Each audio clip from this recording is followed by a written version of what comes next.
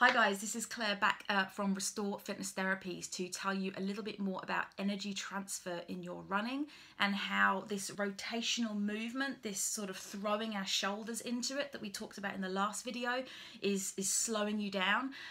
It's propelling you in the wrong direction and it's eventually going to lead to some potential injuries as well. So some of you have said, really, does it make that much difference? Like, aren't I pushing myself forwards? Like, surely it doesn't make that much difference to my running. It can't really speed me up that much if I stop doing that. The short answer is yes, it will make a huge difference if you can get rid of this rotational movement in your running, okay? Now, of course, there are different types of running. You know, sprinting is vastly different to long distance running, but the people I guess I'm speaking to here are people who are out on the roads, either doing things like park run or training for long distance events. If you're a sprinter, you're probably at a club and you're getting some specific coaching. So not going to talk to you specifically, but still strong torso, not having too much movement is still really important to you, okay?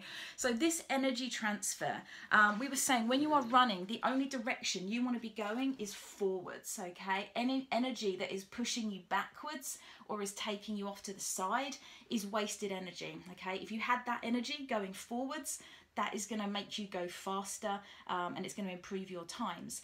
But equally, the problem is for every movement sideways, your body's got to spend energy bringing you back to the center. And then you do the same thing, you head off in the other direction and your body's like, oh, now I've got to pull you back to the center again.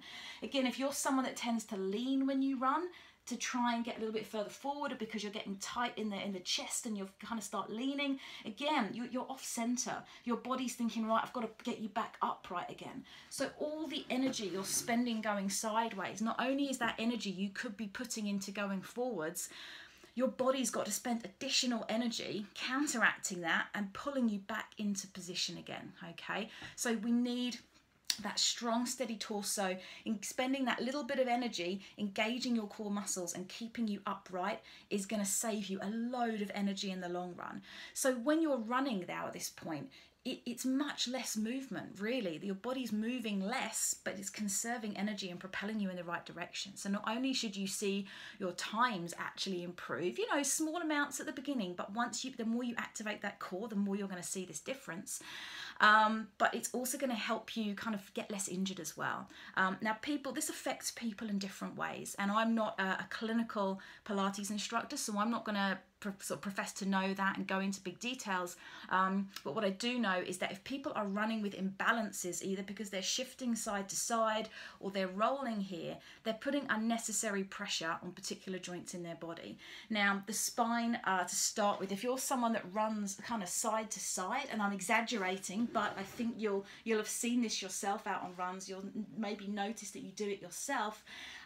This is a lot of movement in the spine. I mean, the spine is designed to move laterally like that, but not under pressure with you pounding through your feet as well. So, and your spine is designed to have that lovely spring going through it this way, but not to be having pressure put onto the edges. So you want to be keeping upright there.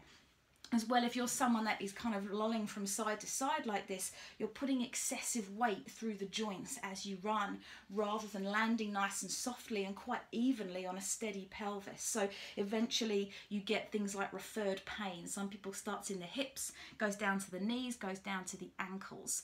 If you start getting those aches and pains, this is a sign of muscular imbalance in your body. I'm not saying it's just coming from rotation, but it's coming from you basically not running in a steady position. It's coming from your body being lopsided or over-rotated in some way, whether it's in the hips or the torso.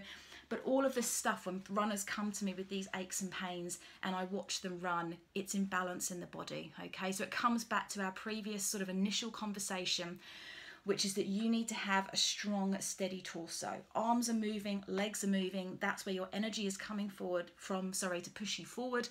But the rest of your body needs to be steady, okay? I'm going to leave that one here, and we're going to come back in some other videos and tell you more about some of the injuries that you might experience and what we can do to help you with those. Until then, keep working on the steady torso, keep working on the core strength for us. All right, take care, guys. Bye.